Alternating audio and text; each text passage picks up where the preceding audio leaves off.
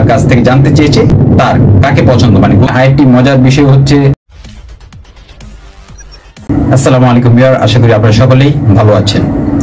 কিছুদিন আগেই রাহুল দ্রাবিড় ভারতীয় ক্রিকেটের হেড কোচের দায়িত্ব থেকে অব্যাহতি নিয়েছেন।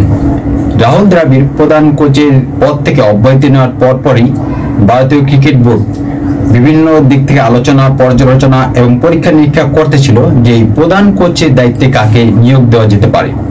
তবে সেই প্রসঙ্গে যাওয়ার পূর্বে আমি আপনাদেরকে বলবো, ভিডিওটিতে একটি লাইক দিন এবং চ্যানেলটি সাবস্ক্রাইব করে রাখুন।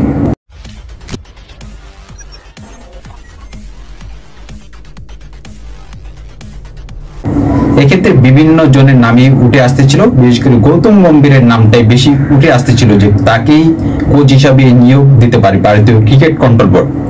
সর্বশেষ ভারতীয় ক্রিকেট বোর্ডের সচিব জয় শাহ সোশ্যাল মিডিয়ায় সরাসরি জানিয়ে দিয়েছেন যে গৌতম গম্ভীরকেই জাতীয় দলের প্রধান কোচ হিসাবে নিয়োগ দেওয়া হয়েছে।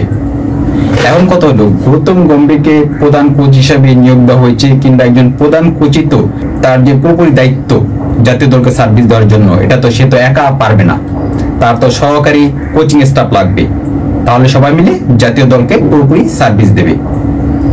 আর প্রত্যেকটি দেশেই প্রধান কোচ থেকেই মতামত নেওয়া হয় এবং তার মতামতকে গুরুত্ব দেওয়া হয় যে সহকারী বোলিং কোচ হিসাবে, সহকারী ব্যাটিং কোচ হিসাবে, ট্রেনার হিসাবে কাকে নিয়োগ দেওয়া যেতে পারে।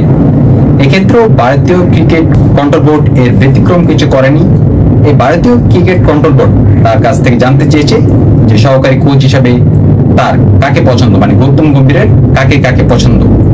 গৌতম গম্ভীর এক্ষেত্রে সরাসরি জানিয়ে দিয়েছে যে সে সহকারী ব্যাটিং কোচ হিসাবে অভিষেক নায়ারকে চায়। এখানে বলা দরকার আপনাদের, এই অভিষেক নায়ার কিন্তু গত আইপিএলে আপনারা জানেন কলকাতা নাইট রাইডার্স চ্যাম্পিয়ন হয়েছে। এই অভিষেক নায়ারের নেতৃত্বে কিন্তু কলকাতা নাইট রাইডার্স চ্যাম্পিয়ন হলো, দীর্ঘ প্রায় 5-7 বছর পর দ্বিতীয়বারের মতো চ্যাম্পিয়ন হলো। আর বোলিং কোচ হিসাবে গৌতম গম্ভীর তার পছন্দের কথা বলেছেন বিনয় কুমারের কথা। বিনয় কুমারের কথা ভারতীয় ক্রিকেট বোর্ডকে জানিয়ে দিয়েছেন। ব্যাটিং সহকারী কোচ হিসাবে অভিষেক নায়ার এবং বোলিং কোচ হিসাবে বিনয় কুমার, এই দুটো পছন্দের কথা অলরেডি সে ভারতীয় ক্রিকেট বোর্ডকে জানিয়ে দিয়েছে।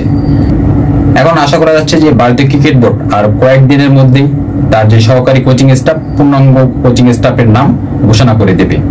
আর এখানে আরেকটি মজার বিষয় হচ্ছে, রাহুল দ্রাবিড় ভারতীয় ক্রিকেট টিমের প্রধান কোচ ছিল, আর গৌতম গম্ভীর এতদিন ছিল কলকাতা নাইট রাইডার্স এর প্রধান কোচ। এখন কলকাতা নাইট রাইডার্স এর পদটিও তো খালি হয়ে গেল গৌতম গম্ভীর জাতীয় দলে নিয়োগ পাওয়ার সাথে সাথে। সেক্ষেত্রে কিন্তু কলকাতা নাইট রাইডার্স বসছিল না, তারা রাহুল দ্রাবিড়কে প্রধান কোচ হিসাবে পাওয়ার জন্য তাকে কিন্তু অফার করেছে। এবং জাতীয় দলে রাহুল দ্রাবিড়কে কোচ হিসাবে যে টাকা দেওয়া হতো, যে সম্মানী দেওয়া হতো, তার থেকেও বেশি অঙ্কের টাকায় তাকে অফার দেওয়া হয়েছে। আশা করা যাচ্ছে যে রাহুল দ্রাবিড় কিছুদিনের মধ্যেই কলকাতা নাইট রাইডার্স এর প্রধান কোচ হিসাবে নিয়োগ নেবেন। তাহলে ঘটনাটা দাঁড়ালো, একটা ট্রান্সফার হলো, একটা পরিবর্তন হলো, একটা ক্রস হলো। মানে গৌতম গম্ভীরের জায়গায় গেল রাহুল দ্রাবিড়, রাহুল দ্রাবিড়ের জায়গায় গৌতম গম্ভীর। গৌতম গম্ভীর ছিল কলকাতা নাইট রাইডার্স এর কোচ, সে হচ্ছে জাতীয় দলের কোচ হতে যাচ্ছে কিংবা হয়ে গেছে অলরেডি। আর রাহুল দ্রাবিড় ছিল জাতীয় দলের কোচ, সে কিছুদিনের মধ্যেই আশা করা যাচ্ছে যে কলকাতা নাইট রাইডার্স এর কোচ হতে যাচ্ছে। যাই হোক, আপনাদেরকে পরবর্তী ভিডিও দেখার আমন্ত্রণ জানিয়ে আজকের মতো এখানে বিদায় নিচ্ছি। আল্লাহ হাফেজ।